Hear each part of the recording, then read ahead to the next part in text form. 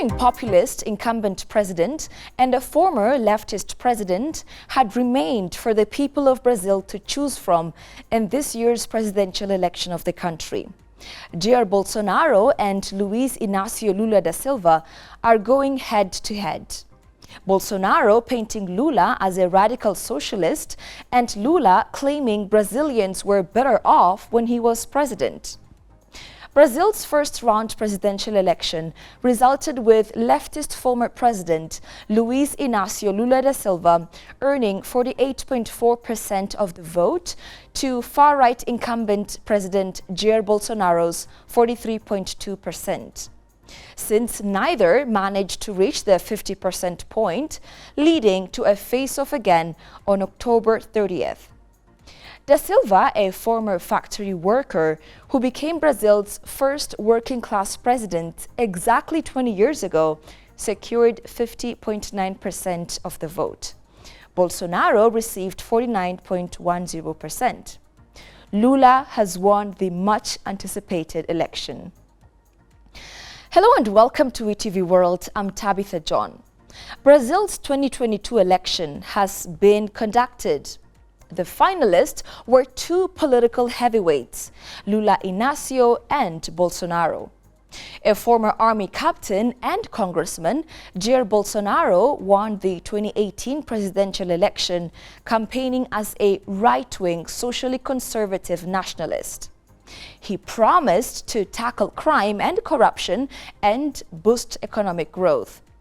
Luiz Inácio Lula da Silva, one of the most popular leaders in Brazilian history, served 2 terms as president between 2003 and 2010, presiding over an economic boom that lifted tens of millions of Brazilians out of poverty. Later on, after having left office in 2016, Lula was charged with corruption and money laundering. In March 2021, while appealing to Supreme Court of Brazil, he was acquitted of all charges. According to scholars, his arrest was to vacate him from running to presidential candidacy. Furthermore, his arrest was premeditated plan, and it was the lie in the judicial system of Brazil. Now, the leftist leader, Luiz Inácio Lula da Silva, has won a 3rd presidential term, being perceived as a remarkable comeback for the country's first working-class president.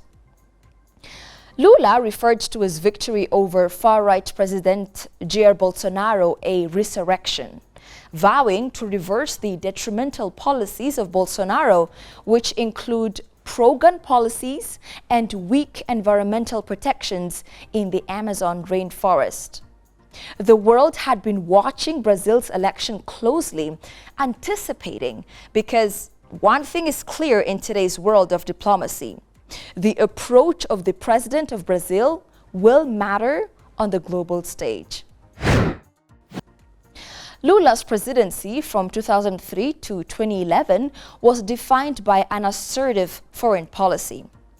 According to the School of Advanced International Studies, SAIS, Review of International Affairs, Lula's insistence on Brazil's autonomy on the world stage, acting broadly in defense of national interests rather than deferring to wealthier powers, was very much in line with the long-standing feature of Brazil's foreign policy. In 2002, the year before Lula's inauguration, Brazil had a total of 150 consulates, embassies, and permanent delegations to international organizations. 8 years later, it had 216. Lula's insistence on South American integration and worldwide representation led to a rise in international influence for Brazil. An example of this is the beginning in 2004, when the Brazilian army led the United Nations Stabilization Mission in Haiti. BRICS, the coalition of rising economic powers composed of Brazil, Russia, India, China, and South Africa, is also another establishment in which Lula played a critical role. Should he be elected this year, Lula is expected to push on with his project of positioning Brazil as an independent power capable of negotiating equally. Lula's agenda was part of a broader change in the state's strategic, domestic, and external planning, and, on the other, an answer to the transformation of world power. In this year's election, the two leading candidates had presented two different roads that Brazil's foreign policy could take. Bolsonaro pursuing anti-globalist and anti-environmental strategy, and Lula representing an emphasis on multilateralism and a more cooperative international posture. But that is not all. This election had been regarded as one that would also determine the future of mitigating climate change. I am talking about the Amazon. Regarded as one of the tipping elements, a loss of 20 to 25% of forest cover in the Amazon basin could be enough to bring us to a climate catastrophe. The number of fires had increased massively. Almost 1 million hectares are estimated to have been burnt in the last year. Brazil's National Space Agency, INPE, reports that in September alone, 36,850 fires occurred in the region within 26 days. Trees being felled and widespread fires interfering with the forest's ability to mitigate emissions. A study from the previous year even found that parts of the Amazon now emit more carbon than they absorb due to deforestation.